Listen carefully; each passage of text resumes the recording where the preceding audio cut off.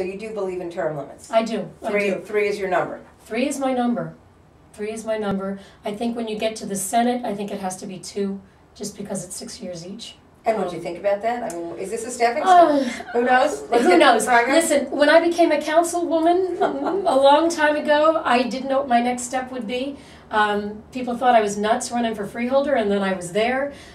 People didn't understand why going from freeholder to mayor was the right thing to do, and here I am going from mayor to Congress. Who knows what's next? I think the people that I'll be representing will guide me in my path. And at this moment, I'm looking at Congress, and I think that's probably the most important thing for me right now. Okay. Any other points you'd like to get across? Anything else that you'd like to, anything we didn't touch on? Yeah, I think more than just a congressional race, what's exciting to me about the effort I'm involved in right now is that the grassroots are really motivated.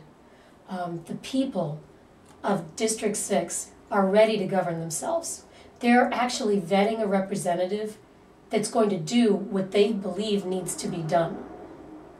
They're listening to my teaching with regard to government process. They're listening to my teaching relative to dividing the vote and maintaining incumbents in office. So they're intelligent and they can be taught in certain respects, but they're involved, they're enthusiastic, they're energetic, and they're going to make sure the right things get done for themselves and for their family.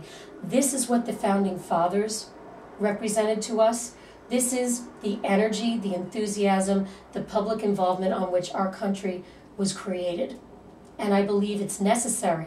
In this involvement, this energy, this enthusiasm is necessary for our government to operate effectively and appropriately per the intentions of our Founding Fathers. So I am really moved and excited to be part of this movement, the engagement of John Q. Public in our political process, and I hope that these people stay involved, that these town hall meetings continue, and that the vetting process that's been put in place by these grassroots organizations becomes the mainstay of political endeavors for both parties, all parties, going forward, because that's the way our government is supposed to operate. It's interesting that you say it. We were going to close up, but it was interesting that you say it because there was a period of time this summer where it felt like there was a tea party or a town hall meeting every day. Mm-hmm. And it was pretty exciting, and I know a lot of people watching this probably went to one or two of them, and I certainly went to a bunch of them, and it was in a lot of ways it was a lot of fun. It was really exciting. It was people I had not seen in the Republican Party circles that I had traveled in the past. These were all new faces and all different people, mm-hmm. Screaming and yelling and looking for somebody to stand up for them. And most assuredly, as I said, my cafe has been running forever. Mm-hmm. So it was at a town hall meeting with my cafe. He got all people out there and spoke to people and was very involved. At Frank Pallone's town hall meetings in Red Bank, it was there was nobody there from the Republican Party. They couldn't find it. There were a lot of screaming, angry Republicans, but there was no voice of somebody who wanted to take the reins. That was back in the early part of the summer, I guess. Now you're stepping in and saying, "I'm ready to do it." Why weren't you ready to do it then? I think I was busy doing my job, frankly, as a mayor. I believe there were a number of people that I encouraged to go from Highlands to the town hall meetings. I believe as far as running for office, I'm strategic in stepping into the race because I am part of the Republican Party.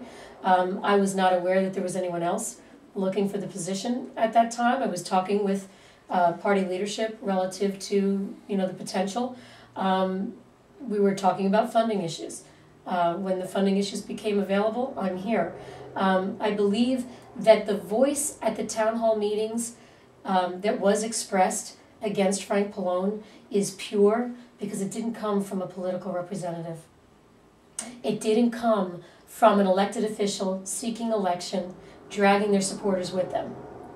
It was spontaneous, it was pure, it was unequivocal, it was John Q. Public, and I think it's very appropriate for me to respect that movement and to offer myself as a representative in Washington for those people on their behalf.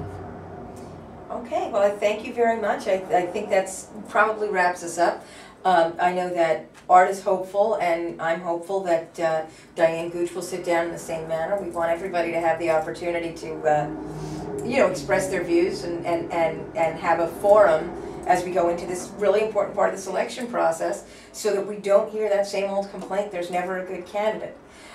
So we want everybody to be informed, and I thank you for taking the time, and wish you the best of luck. Thank you very much. Thank you.